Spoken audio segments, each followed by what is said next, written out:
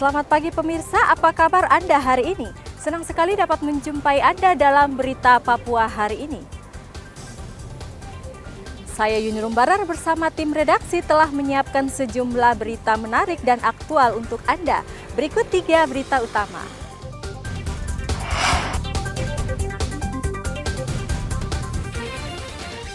Untuk menangani teror kelompok kriminal bersenjata di Intan Jaya, Polda Papua tambah personel.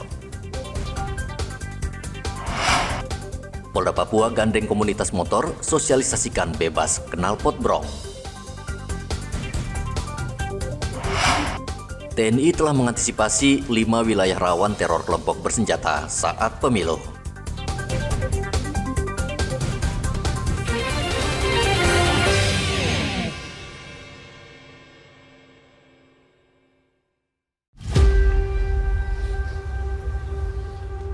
Pasca penembakan dan penyerangan KKB di Kabupaten Intan Jaya, Polda Papua mempertebal pengamanan dengan menambah personel. Kapolda Papua Irjen Matius Fakiri mengatakan, tambahan personel juga akan membantu Polres Intan Jaya untuk menyelidiki kasus penyerangan terhadap aparat serta pembakaran rumah. Kapolda juga berharap situasi di Kabupaten Intan Jaya aman menjelang pemilu nanti.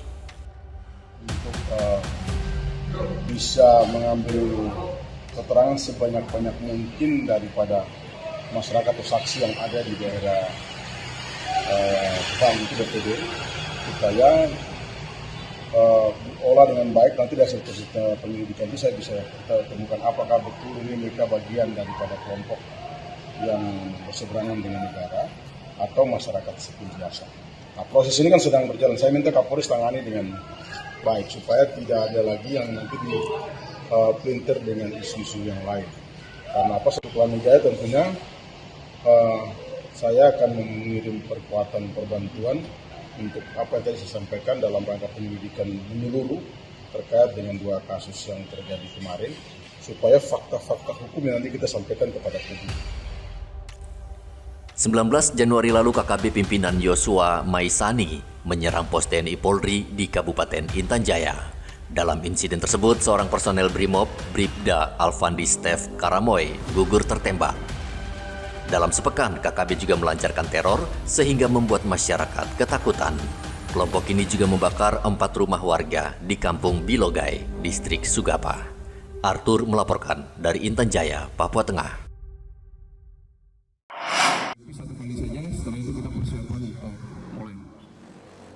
Kepolisian daerah Papua bersama komunitas motor dan pelajar mendeklarasikan larangan penggunaan knalpot brong untuk menjaga situasi kondusif dan aman menjelang pemilu mendatang.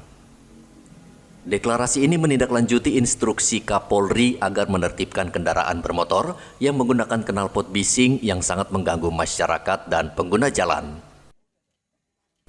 Polda Papua juga melakukan razia rutin di sejumlah tempat dan menindak tegas pemilik kendaraan yang masih menggunakan knalpot brong. Di mana dalam rangka pemilu damai ini kita mengharapkan suasana yang kondusif. Sebentar lagi kita akan memasuki pemilu akbar. Di situ kemungkinan ada kegiatan-kegiatan yang mengumpulkan massa. Makanya kita buat deklarasi ini untuk menimbulkan kesadaran masyarakat tidak menggunakan knalpot brong. Kemudian untuk zero accident, tingginya angka laka lantas yang terjadi di Papua ini mayoritas diakibatkan karena dalam keadaan mabuk. Jadi di sini kami menyampaikan sosialisasi kepada masyarakat supaya dalam berkendaraan benar-benar dilihat kesehatannya, jangan mengendarai dalam keadaan mabuk. Penjabat Wali Kota Jayapura Frans PK mengatakan penggunaan knalpot brong sangat mengganggu masyarakat. Kota Jayapura dengan kepadatan penduduk, kemudian juga warga masyarakat sebagian besar itu memiliki kendaraan, khususnya roda 2, kendaraan motor. Dan dalam penggunaan perlengkapan kendaraan bervariasi berbeda-beda. Ada yang menggunakan dengan standar pabrikan, ada juga dengan melakukan modifikasi dan sebagainya. Sehingga kemudian seringkali memberikan ketidaknyamanan baik pengguna jalan raya ataupun juga masyarakat secara umum yang melintasi melewati, misalnya dengan kecelakaan lalu lintas. Nah, salah satunya yang menjadi bukan seringkali tapi selalu menjadi keresahan masyarakat adalah dengan menggunakan knalpot racing ataupun juga yang brong ya, yang tidak sesuai. Dengan deklarasi ini, Polda Papua berharap tidak ada lagi pengendara yang menggunakan knalpot brong di kota Jayapura dan seluruh bengkel sepeda motor diminta tidak lagi menjual knalpot brong karena polisi sudah menyita hampir 500 knalpot brong. Hendra melaporkan dari kota Jayapura, Papua. Pemerintah sudah menetapkan biaya penyelenggaraan ibadah haji atau BPIH tahun 2024 sekitar 60 juta rupiah per orang.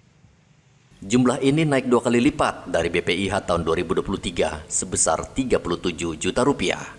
Kenaikan BPIH ini tentu memberatkan sebagian masyarakat yang berpendapatan pas-pasan. Selain itu, kenaikan juga membuat sebagian calon jemaah haji yang sudah melunasi BPIH dengan tarif sebelumnya harus kembali mencari uang tambahan untuk melunasi biaya 100%. Kepala Seksi Pelaksanaan Haji Kemenak Merauke, Amran, mengatakan hingga saat ini baru 6 calon jamaah haji yang melunasi biaya. Untuk biaya haji sekitar 62 juta lebih.